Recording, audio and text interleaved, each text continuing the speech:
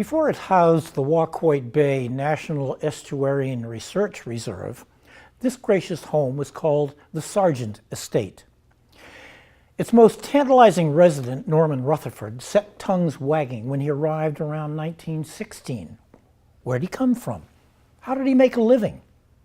His neighbors didn't know, but they could see he was a bon vivant who cruised around town in a fancy limousine and entertained exotic guests. He was friendly with an Italian count, and friendlier still with the count's wife, or so people said. One day in 1929, Norman disappeared without a trace. Had he been murdered and thrown into the bay? The real story begins a world away in Australia, where Norman Rutherford was born in 1870 and graduated from the University of Melbourne 20 years later. While still living down under, he was awarded a U.S. patent for an arc lamp. By 1894, he was studying at MIT at the old campus in Boston's Copley Square. Here he joined the Electrical Engineering Society and wrote his thesis on, quote, some effects of inductance and capacity in alternating current circuits, unquote. After graduation, Norman married the Irish-born Isabel Duke Hardy. By 1905, they were living in Saltillo, the Athens of Mexico, where Norman was occupied as a mechanical engineer. A decade later, with the Mexican Revolution heating up, Norman and Isabel decided to head north. What made them choose Waquoit? We don't know.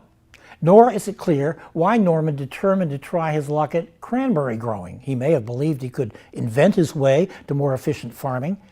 In 1916 and again in 1919, Norman applied for patents on an electrical system and a suspension apparatus. On both occasions, he declared himself to be a subject of the King of Great Britain and a resident of East Falmouth, Massachusetts. As the 20s roared along, the legend of Norman as a mystery man was born. The parties, the limousine, the reticence about his background all recalled the hero of F. Scott Fitzgerald's novel, The Great Gatsby, published in 1925. But he could also act like an absent-minded professor. Once, while serving as treasurer of the Waquoit Bay Yacht Club, Norman forgot to insert the plug in his boat before launching. His vessel promptly began to sink, surprising several onlookers and himself. Ultimately, Norman couldn't reconcile cranberry growing with his life in the fast lane.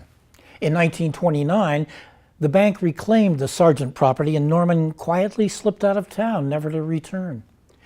In the 1940 census, he was living in Islip, New York, still an alien and now a widower. The next year, at the age of 71, he received a patent for a toy called Jacob's Ladder. Made with double-acting hinges, it was, quote, capable of many and astonishing movements, unquote. There's a claim on Ancestry.com that Norman died in 1950 somewhere in the U.S.